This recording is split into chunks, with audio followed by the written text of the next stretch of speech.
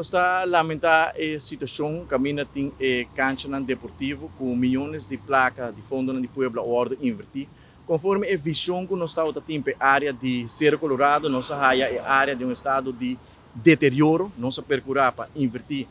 hobby placa para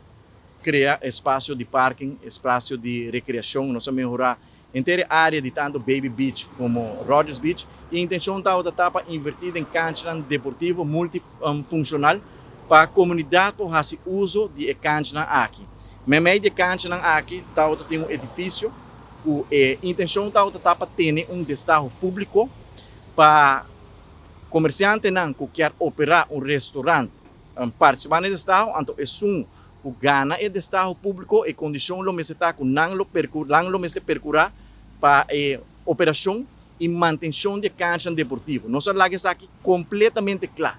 A homem está lamentar é hecho que ano passa lá, ano a cancha está completamente claro. Passou muita escuta de Aruba Tourism Authority que a cancha não está clara, não pode usar, isso aí não tem caso, sobre mim mês assim uso de cancha não, ora mas vai assim site visit para o se verdade a cancha aqui está claro, nós fazemos uso de cancha de tênis, de cancha de pickleball, de cancha de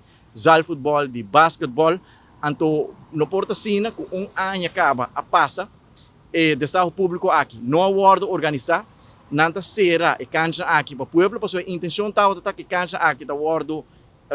invertidor de placa de Pueblo, para o Pueblo fazer uso de não, mas a UOBO tem uma facilidade completamente clara, state of the art, sumamente bonita, e tem board de keep out, caminho do Pueblo, não pode fazer uso de facilidade, não tem claridade de Ministra Cecília, não tem claridade de parte da Aruba Tourism Authority, nós mesmos a dirigir pergunta na Ministra Cecília, Januário acaba para puntre, o que está passando com a situação que ainda o Pueblo não pode fazer uso de cancha,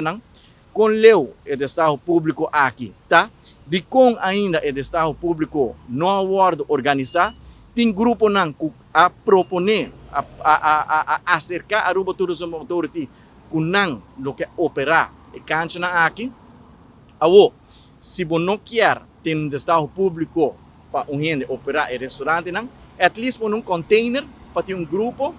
que por manejar, operar e manter a facilidade. Porque no momento aqui você mira, não tem manutenção tomando lugar, porque não tem um operador, não tem um Estado público ainda que pode organizar, que me botou um ministro de turismo, segundo dormir morto no sonho, de luz verde, para sobrecompleto, está claro, e o povo quer fazer uso de mas por um motivo ou outro, ainda o povo não pode fazer uso de facilidade aqui.